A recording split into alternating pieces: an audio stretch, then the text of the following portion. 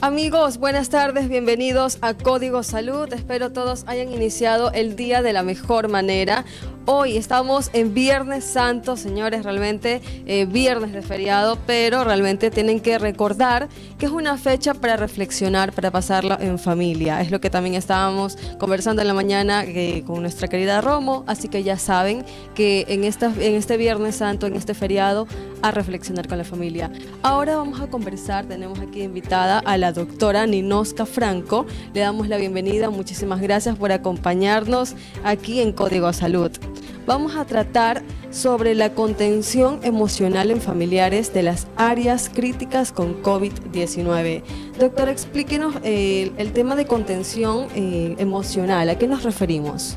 Bien, al referirnos al tema de contención emocional abarcamos varios puntos, ¿no? Entre ellos, hablando desde lo que es el áreas críticas, ahora en todo el tema que tenemos actualmente, que es el COVID-19, es brindar ese apoyo, ese soporte y ese acompañamiento a los familiares que se encuentran dentro de nuestra institución, dentro de las áreas críticas, que están padeciendo y tienen a sus familiares, porque muchos de ellos llegan también asintomáticos con un sinnúmero de emociones también por delante de ellos, ¿no? Y sumado a esto también el mismo hecho de tener a su familiar adentro es lo que nos hace a nosotros plantearnos este tema de la contención emocional en las áreas críticas.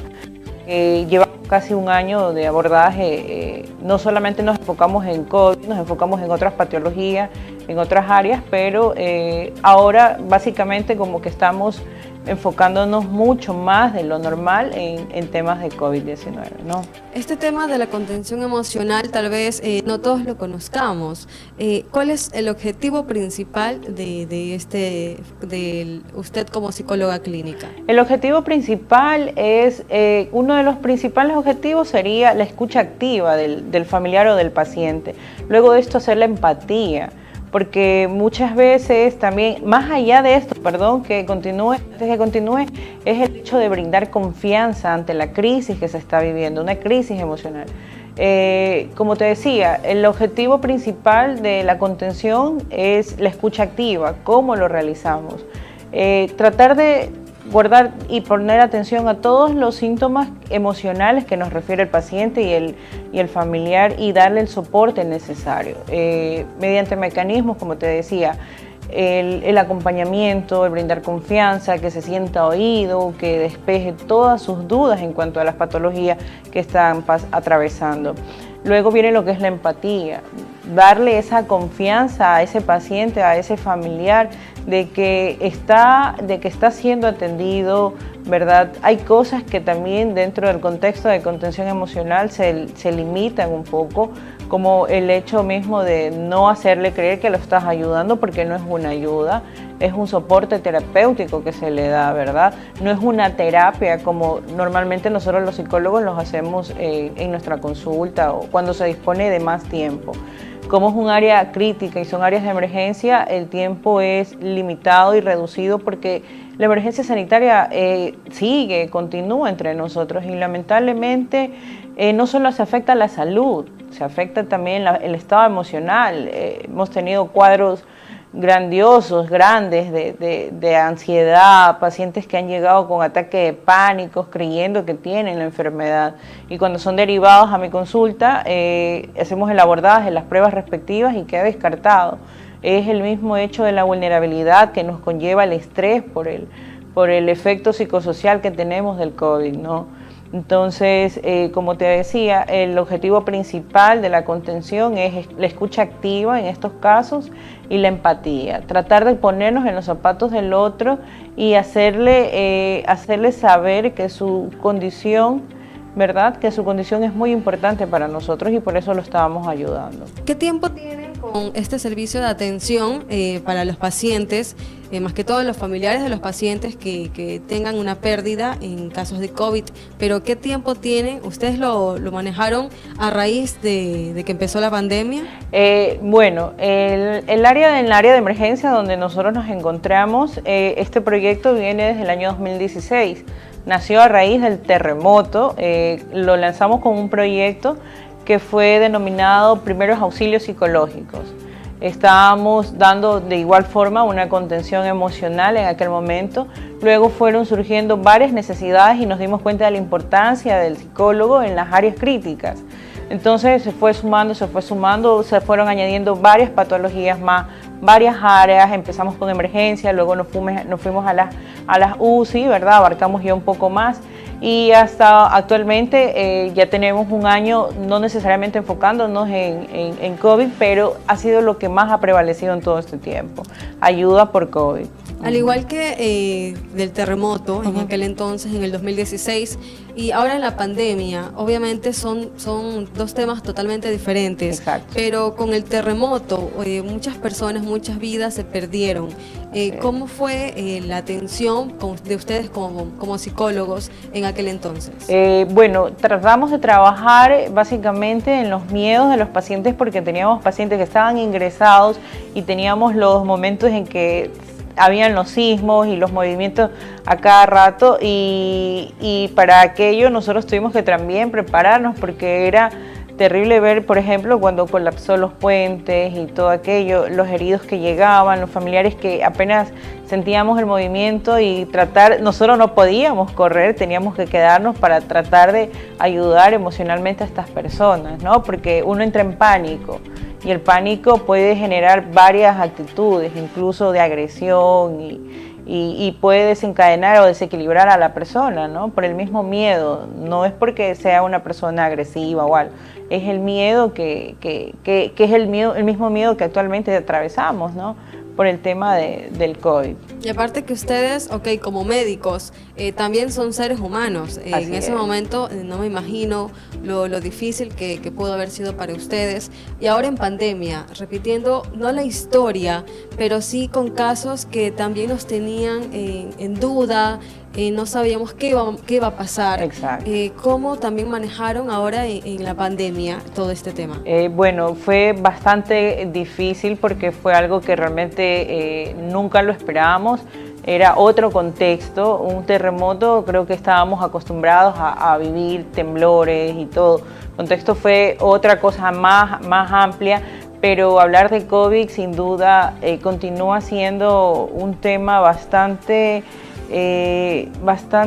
agresivo, por decirlo, incluso hasta para la parte física y la parte emocional, porque no solamente es el deterioro, como te decía, el deterioro de la salud, sino es ver cómo uno puede llegar a un estado mental desequilibrado por el mismo hecho de todo lo que se acontece. ¿Cómo lo trabajamos inicialmente? Bueno, tuvimos que reunirnos entre compañeros y ver cómo íbamos a tomar esta situación, porque más allá ya no se convirtió en una contención para el familiar y el paciente, se convirtió en una ayuda para los propios compañeros que se encontraban atendiendo a los pacientes dentro de las áreas críticas. Incluso recuerdo experiencias que nosotros, como te decía hace un momento, no somos portadores de malas noticias, mas sin embargo nos tocó en su momento tener que llamar y asistir a la familia y decirle su familiar acabó de fallecer, y tratar de trabajar con esa familia, darle el apoyo, la contención necesaria en el momento ante la crisis, ¿no?, que estaba atravesando. En la práctica, ¿qué factores están relacionados? Hay muchos factores que están relacionados. Por ejemplo, como te decía, uno de ellos es la empatía. En estos momentos es importantísimo que una persona haga empatía, porque actualmente la verdad es que sin una empatía no tenemos, y sin una conciencia de realmente de salud de lo que está ocurriendo, no vamos a lograr que por lo menos estas cifras ¿cómo te explico? Estas cifras de esta nueva ola que se dice venir, no podríamos bajarlas si por lo menos no hacemos una conciencia a nuestra sociedad, que es lo que necesitamos por ahora, ¿no? Estas personas que pierden a su familiar, que perdieron, ¿cómo ustedes le dan ese apoyo? No son portadores de malas noticias, ustedes son personas que les dan un apoyo emocional. ¿Cómo entran ustedes en esa parte?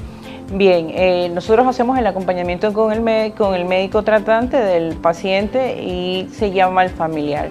Una vez que el familiar ya se encuentra con nosotros, procede el médico a darle la noticia y ya lo que es el desenlace nosotros cogemos a cargo a ese familiar o a ese paciente y damos la ayuda necesaria y el soporte en el debido momento, es decir, darle el acompañamiento.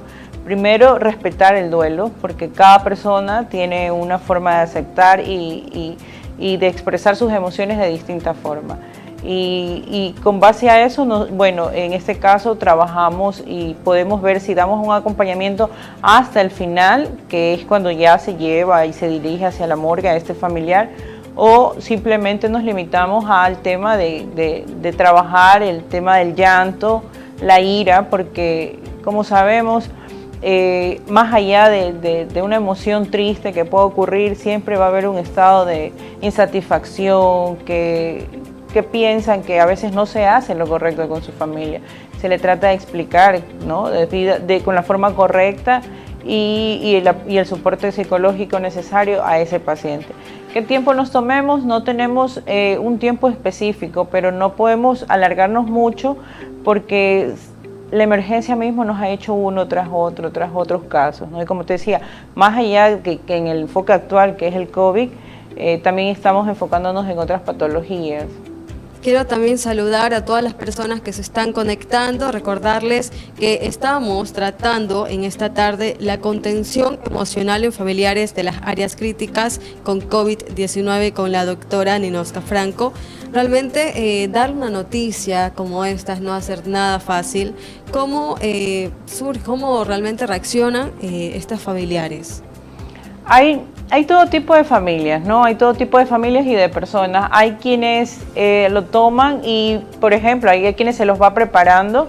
Bueno, realmente nadie se prepara para la muerte de un familiar o de un ser querido, pero por lo menos sí vamos anticipando una mala noticia futura. Posterior a eso, como te decía, hay muchas personas que tienen diferentes formas de expresar. Hay quienes lo toman muy consciente y dicen, bueno, sabía que las condiciones de salud estaban mal. Hay quienes no lo toman consciente y gritan, insultan, reniegan, pero entendemos que es una fase propia del duelo, es una fase propia de la negación, de la ida del ser querido que está partiendo, ¿no? Y es normal porque realmente han sido momentos duros para todos. Para todos. A todos nos ha tocado perder a un familiar en estos tiempos de pandemia. Doctora, en este momento nos vamos a un corte comercial y al regresar continuaremos con las preguntas y con más información para todos ustedes. Ya regresamos con Código Salud.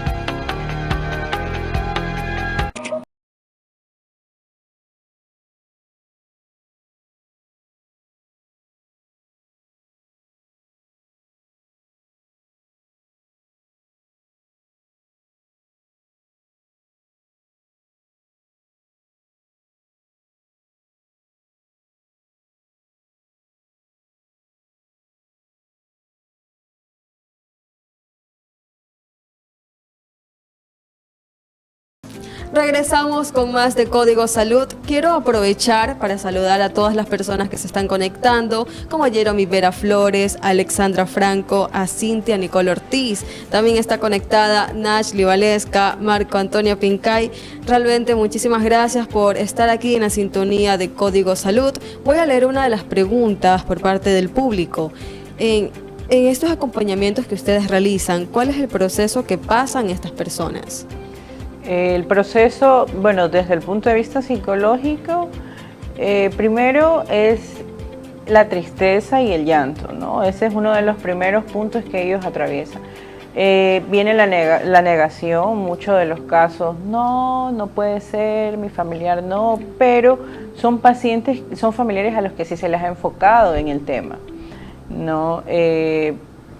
Ese es como uno de los primeros puntos. Otros personas, como te explicaba, que todos tienen una forma distinta de reaccionar. Hay quienes lo toman de una forma muy suave y dicen, bueno, me lo esperaba, gracias por el apoyo. Entonces, cada persona tiene una forma distinta de expresarse, ¿no? Pero en su mayoría siempre es el llanto fácil, la ira, la negación. Vamos a leer otra pregunta por parte del público, doctora. Algunas personas han entrado en estado de depresión. Sí, a causa del COVID. A causa del COVID. Sí, por supuesto. Tenemos una alta demanda de pacientes con ansiedad, con insomnio, con depresión. Es el mismo estrés, como te explicaba, el mismo estrés social que nos provoca, la misma incertidumbre, las mismas malas noticias que se pasan a diario, que nos generan primero un estado de ansiedad, luego del estado de ansiedad pasamos al estado de depresión. Entonces, esto conlleva muchos casos, incluso a que ya tengamos que tener una ayuda ya más avanzada y una ayuda de un aporte psiquiátrico, ya para medicar a muchos pacientes que han caído en un estado de depresión, y más cuando se ha perdido un familiar o un ser querido, ¿no? Ustedes, aquí como miembros de parte médica aquí del hospital, por tiempos de COVID, de pandemia, muchas personas, bueno, más bien no permiten el ingreso a los familiares, no. Obviamente por el tema de la bioseguridad, porque es un riesgo para las demás personas. ¿Ustedes cómo ingresan ahí? ¿Cómo tratan de hacer que el paciente que está en ese momento no se sienta solo? Tenemos un nuevo mecanismo. Efectivamente, es un poco difícil tratar incluso de convencer a ese familiar el riesgo-beneficio que hay al momento en que ingrese a saludar o a ver a sus pacientes. Es verdad que tenemos un colapso de las áreas críticas de pacientes con COVID, pero también tenemos áreas que no son críticas, de pacientes que están en UCI medianamente estables, pero están en condiciones despiertos, están activos, escuchan. Entonces a ellos hace algún momento sí se les permitía el ingreso. De un tiempo para acá se los prohibió precisamente por lo que se está viniendo nuevamente. ¿Y cómo nos manejamos? Hemos creado un mecanismo muy importante y satisfactorio para algunos de ellos, que es el buzón de los sueños. En la mañana, ¿qué consiste? En la mañana nosotros recogemos unas cartas y a su vez me encargo de ingresar a las áreas donde están los pacientes y se las leemos. Muchos de ellos también han recibido rosarios, han recibido fotitos, y al momento que ellos ven que no se sientan desprotegidos, porque tanto es el impacto del familiar como del paciente. El paciente lo primero que dice es: me han dejado botado, y no es así. Siempre se hace una visita general, hago una visita general donde les trato de decir la circunstancia que estamos atravesando y que no están solos, que siempre hay un familiar afuera, ¿no? Esperando por ellos y tratando de animarlos, porque si bien es cierto, es muy importante y es un juego importantísimo el estado emocional del paciente ante esto, ¿no? Luego del buzón de los sueños, ese es un mecanismo que se implementó recientemente cuando nació la prohibición del ingreso de los familiares. Tenemos también el otro mecanismo, que es las videollamadas. Considerando que como son áreas que son metidas y son áreas críticas, a veces no llega la señal. En ciertos puntos donde, por ejemplo, me dice Melanie, yo estoy en tal cama, yo verifico si esa cama tiene la señal para prestarme a hacer la videollamada y procedo a hacer la videollamada.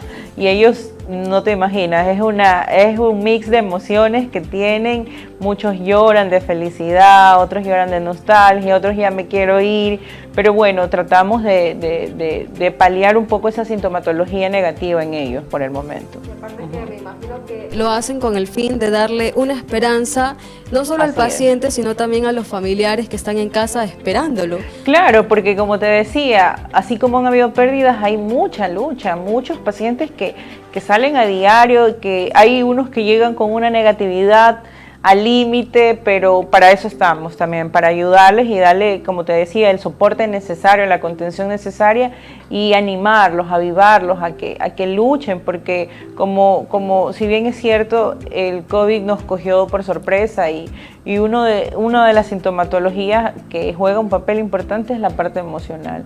Muchos, el mismo miedo, el mismo estrés, como te decía, es el que nos conlleva a ponernos en un estado de nerviosismo y de ansiedad.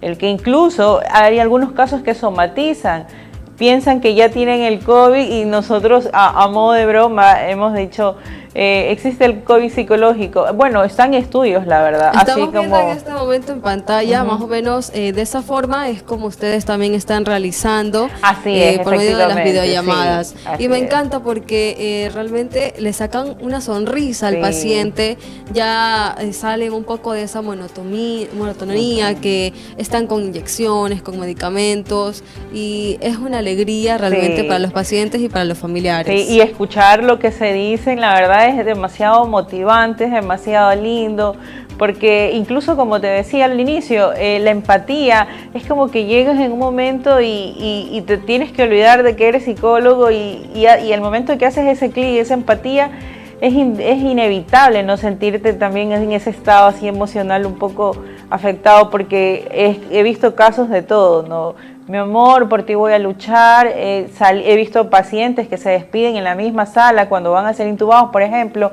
y cuando se despiertan, doctora, sigo viva, doctora, o sea, es una felicidad, y cuando los familiares los ven desde el otro lado, no, es algo inexplicable, la verdad. O sea, como hay eventos negativos ante esta situación, también hay eventos positivos y historias muy valiosas que contar. Y aparte que la parte emocional ayuda muchísimo para que estos pacientes se levanten. Sí, la definitivamente parte emocional es sí. lo primordial. Sí, muchos de ellos llegan con un grado de ansiedad elevadísimo, con muchas preguntas de por medio, y esto hace de que se cuestionen y tengan el miedo a la muerte. Uno de los principales ejes dentro del COVID es tratar de manejar el tema de evitación del pensamiento de muerte, porque asociamos y tratamos de cambiar esa ideología para que el paciente trate de recuperarse también pronto. Y también de que estar en un hospital todos lo relacionan con que ya la muerte ya está muy grave, sí. Pero me gusta mucho esta idea, esta iniciativa que ustedes tienen de apoyar más que todo al paciente, de hacerlo sentir seguro, que no está solo, y me gusta esa parte de ustedes como psicólogos que entran ahí en este acompañamiento, y realmente esto es de aplaudirles y agradecerles por hacer todo esto por la ciudadanía, por las personas que lo necesitan. Y como te decía, Melanie, más allá del enfoque del paciente, es también para nosotros, cuando te explicaba, cuando nació el proyecto en el año 2016, inició en el enfoque en el familiar, porque muchas veces nos enfocamos en que sí, el paciente llegó mal, pero no sabemos que afuera hay un familiar esperando en unas condiciones emocionalmente inestables por ese familiar que está ingresado, ¿no? Entonces, aquí velamos por la salud mental de los dos, de ambas partes. Doctora, ¿qué recomendaciones tiene usted para el público que nos está observando, que tienen algún problema, están pasando por una situación difícil, que usted como psicóloga, qué recomendaciones les puede dar? Bueno, inicialmente con este tema que estamos atravesando, evitar un poco lo que son redes sociales. Si bien es cierto, hay mucho aporte, pero también hay muchas cosas que nos dañan nuestras emociones y nuestro estado emocional, porque nos enfocamos muchas veces en ver las cosas negativas de lo que ocurre, pero ¿por qué no nos enfocamos en ver las noticias buenas de lo que ocurre? Entonces, una de las recomendaciones, pienso que además de cuidarnos ahora con este nuevo rebrote que se está viniendo nuevamente, esperemos que no llegue a mayores, es, aparte de cuidarnos, extremar medidas de seguridad, es el hecho de evitar episodios que nos desequilibren un poco emocionalmente, como redes, películas, porque había una paciente que decía, es que yo vi una película que se llamaba Virus, creo que era, y ya dicen, se alarman más, sí, se preocupan, tratar de evitar este tipo de noticias negativas. Y en cuanto a familiares y personas que han atravesado por la muerte de un ser querido, darse su tiempo para su duelo y buscar una ayuda. Yo creo que una ayuda psicológica ya en nuestras actualidades y en nuestras épocas ya no es vista como algo que antes era visto como no estoy loco, ya no, ya eso pasó a un segundo plano. Yo creo que ahora es muy importante buscar y necesitar y buscar la asistencia psicológica, porque esto nos va a ayudar muchísimo, más que nada en el tema de elaboración de duelo, porque si bien es cierto, nosotros podemos, pero siempre necesitamos de una ayuda, de una persona que nos guíe terapéuticamente hacia dónde poder salir del estado extremo emocional en el que nos encontramos. Doctora, muchísimas gracias por acompañarnos en esta tarde. ¿Puede decirle al público cómo la pueden localizar, sus redes sociales, su número de teléfono? Sí, bueno, en la página tengo en la consulta privada, estoy en lo que es en Ser Pediátricos. Lo encuentran en Facebook como Ser Pediátricos S.A., ahí están los números de la consulta.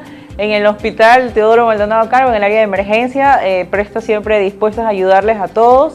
Ustedes preguntan por la psicóloga Ninosca Franco y todos la conocen.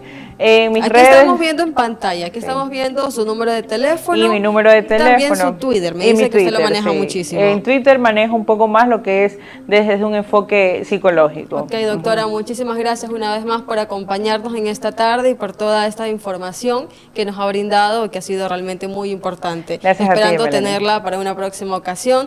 Yo ahora voy a dejar estas cositas por este lado y me voy a parar para que vean este outfit maravilloso de Feki Boutique. Si ustedes lo desean, ustedes desean vestir con este estilo, pueden revisar sus redes sociales. Aquí va a aparecer en pantalla su número de teléfono, sus redes sociales, Feki Boutique en Instagram y en Facebook, y pueden conseguir esta falda maravillosa, esta blusita. Así que no duden en contactar a Félix por el número de teléfono que está saliendo en pantalla. A ellos hacen envíos al Ecuador, a todo el Ecuador, a todo el país, y tienen excelentes promociones.